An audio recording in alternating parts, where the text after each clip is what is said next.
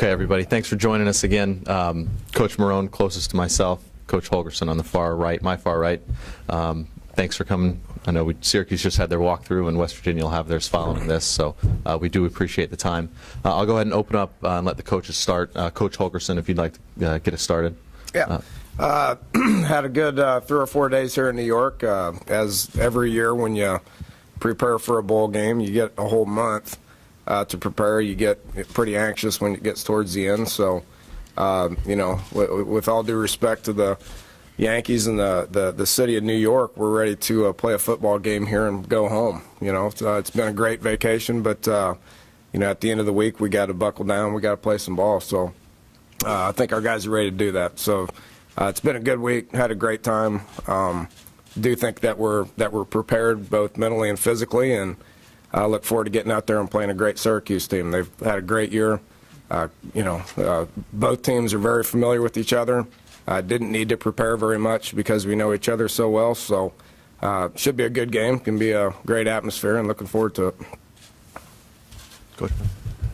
Great. First of all, I want to obviously thank Mark Holtzman and the job that his staff has done, and the New York Yankees, the Steinbrenner family, along with Randy Levine, our sponsor, New Era. It's been outstanding. The gift packages, for our players, and really the experience for our players. It was fun. It was educational. We were able to give back today to the community. I think we've hit all phases, and I think, like Coach said, now it's time to get ready. We've been preparing, and I think both teams are getting ready to play a very competitive football game, and that's what we're looking forward to. But again, coming back and thinking that, making it different, making it better every year is something that I know that I appreciate, and the experience for our kids that they'll have for a lifetime is something that you can never be taken away. And I think that's a credit to the people that are running the ball. Thank you, Mark. Thank you, Coach. Okay, we'll open up to questions. We do have wireless mics as a reminder, so if you could please raise your hand and wait for a mic to come your way. Who wants to get us started? In the back. Sorry, Jay. Coming to you.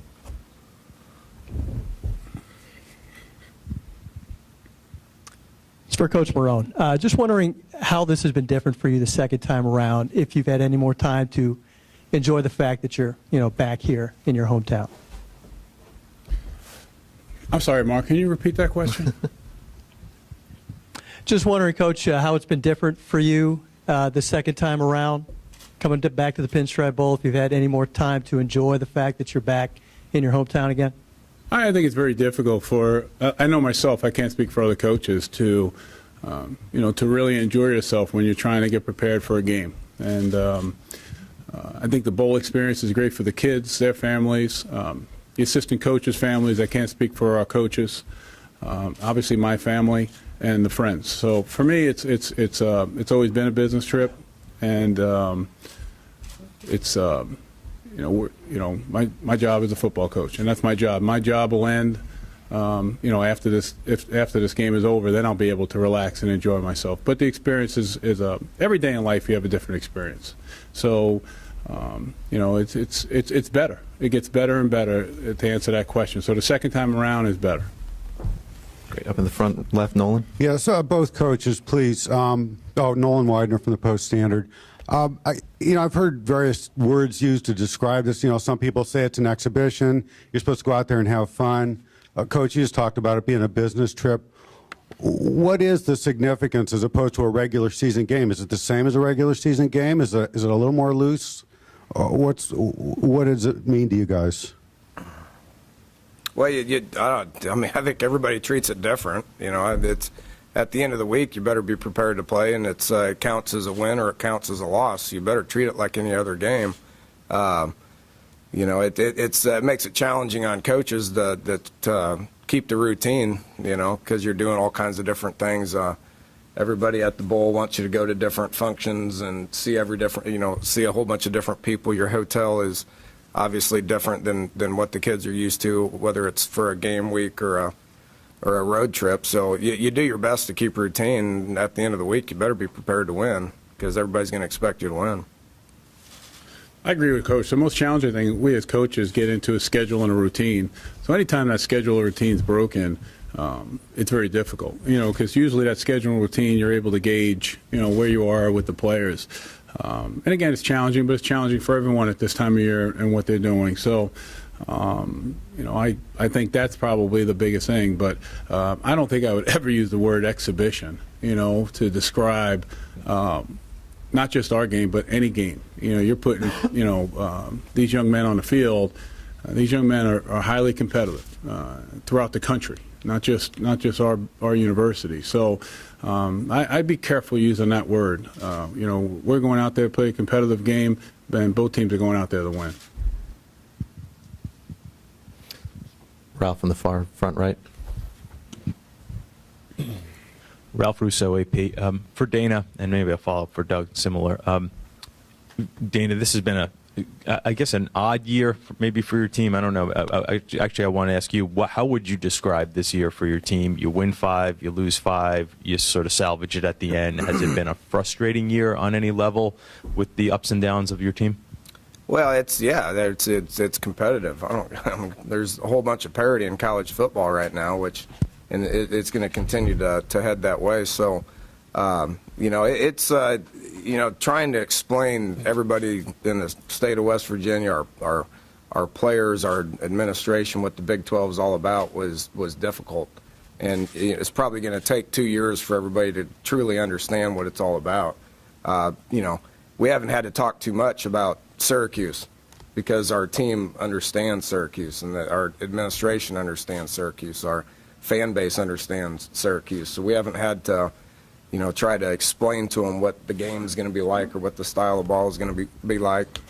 But throughout the course of the Big 12, you had to explain to them each and every week what your opponent was going to be like because they didn't have any idea. And next year it's going to be the same thing when you go. We got 5 road trips to different Big 12 venues that they've never been to. So it's going to be the same thing next year. It's going to be challenging, but I think it's challenging in every conference. Last year in the Big East, it was very challenging for us. There was ups, there was downs, and that's just college football in general. Nate, back right. For Coach Holgorsen, Nate Makaborski, Yankees Magazine. Coach Marone talked about this week being here for the second time as somebody being at the Pinstripe Bowl for the first time. Can you just give us your impressions of how this week has been for you, maybe a highlight or something that was maybe surprising to you? Well, this is fortunately for me my 13th straight year to go to a bowl game. So I've been back to specific bowl games in the past, and there's differences and challenges, and when you go back to a bowl game, you're still facing the same stuff. So, I mean, it's been good. The Yankees have been great. The city of New York's been great. 75% of our kids have never been here, so it was neat for some of them. Some of them took it in and was like, "This is the greatest thing ever." Some other guys like Tavon walked down to about 3 blocks and turned around and said, "This is not for me," and turned around, went back into his hotel room and stayed put for a couple of days. So, it's a good experience for everybody, and it's going to be something that they're going to be able to take with them for an awful long time. Very front row, plaid shirt. Ed Owens, Dominion Post. If this is going to be for both coaches, but we can start with you, Dana. You mentioned routine, how important that is for you guys. I know your first practice got scrapped yesterday, cold and windy. Does that put any added emphasis on today's walkthrough? Has it changed your schedule at all? And for Coach Marone, has that affected you guys at all? Well, there's different ways of approaching everything, and everybody's got their own way to do it. But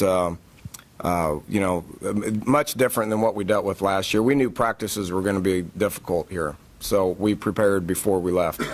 Yes, I know we took a few days off, but at this point in the season, I mean, hopefully our guys are experienced enough and that know each other enough to where it won't affect our timing at all. We could not practice and be able to line up and play football. I don't think we're going to forget how to play football, and there's been a lot of meeting time to where we're going to know what to do. Hopefully it doesn't affect our timing too much. Well, I think for us, again, I think most of our preparation was done prior to coming. I think, which is important. That's how we handled it. And then we came here, with the timing and the different parts of the schedule. We try to talk about it more as, hey, a little bit of adversity, for us, and that's part of life, and we have to be able to deal with it. So we take it as a challenge and a learning experience, promoting that adversity rather than looking at it as a negative experience, saying we're getting off schedule or we have problems, the woe's me type thing. So, and the kids, kids now, I can't speak for everyone, but our young men, it wasn't a problem at all for them. Just staying in the front, right next to the gentleman. Drew Rubenstein, Dominion Post. This is for Dana.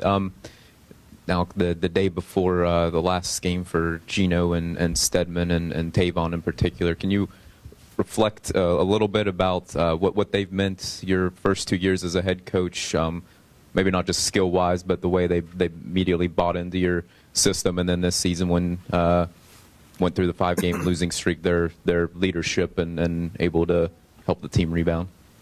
Well, they're great players, and they're going to play for a long time. I think everybody understands that. I don't I don't know if they necessarily bought into what I was saying from the very beginning. You'd have to ask them that, but they did.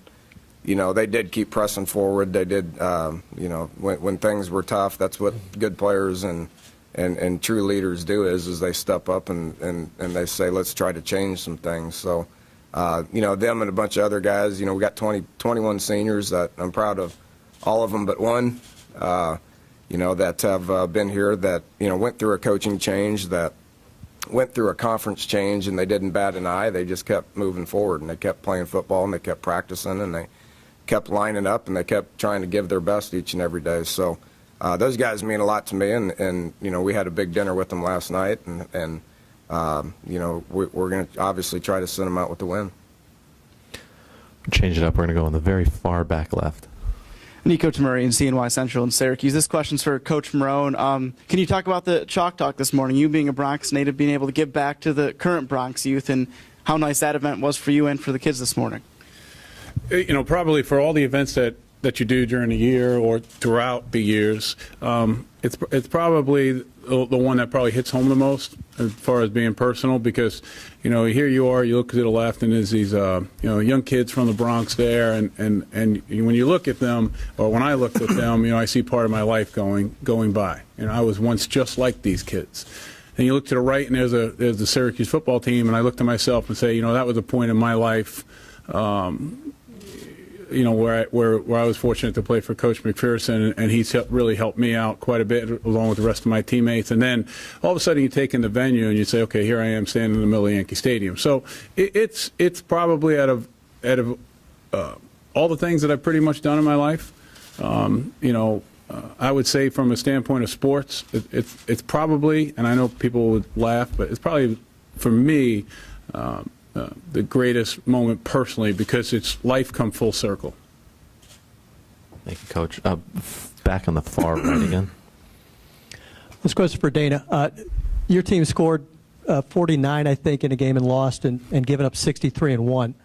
Any prediction as to how many points it's going to take to win tomorrow?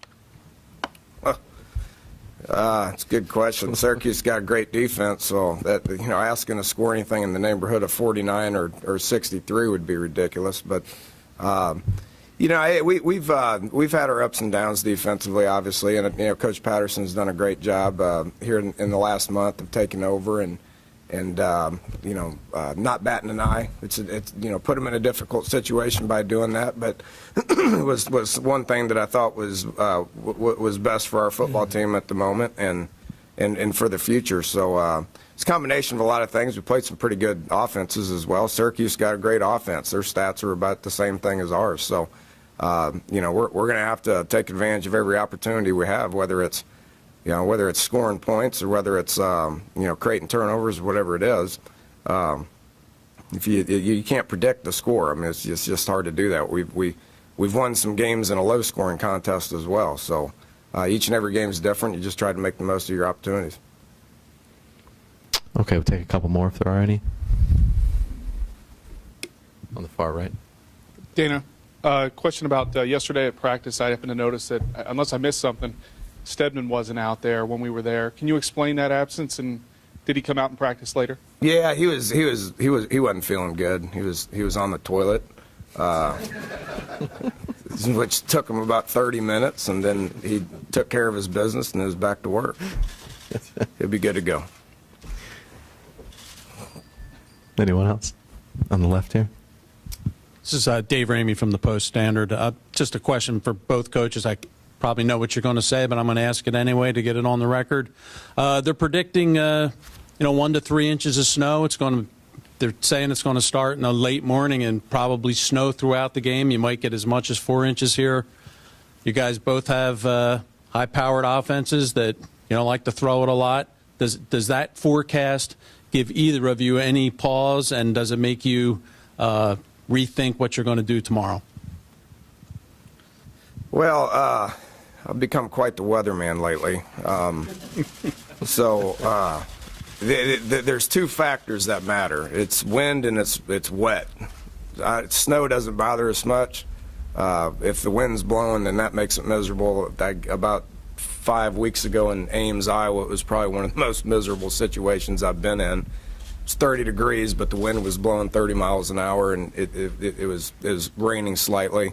Last year at Rutgers, and Coach has played in a whole bunch of bad weather, and we got some guys that think they're going to go to the NFL, and if they go to the NFL, then they're going to be playing in this kind of weather for 2 months. So our guys are used to it, and I would assume that Coach would say the same exact thing. So you got a game plan, you just stick to it and see what happens. Yeah, I agree with Coach.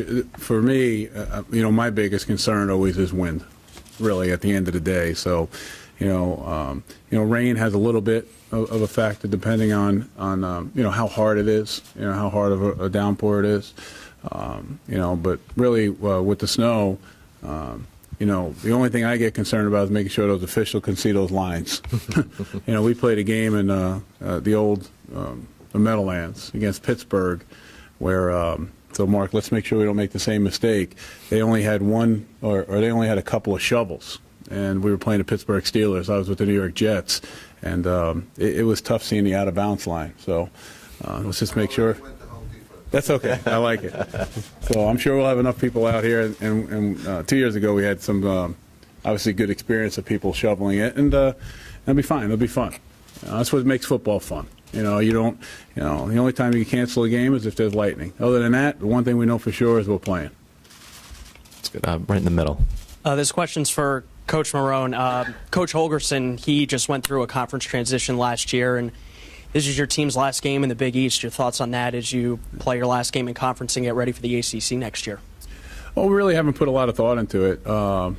Coach was I was very fortunate to spend some time with Coach the other day and ask him some of those questions. And, we had a private conversation, and I appreciate Coach, letting me get some insight of what to prepare for with the change. And Coach has spoke about some things already. So I think afterwards, after this is over, then we'll go back and we'll study the conference and the transformation that we have to make.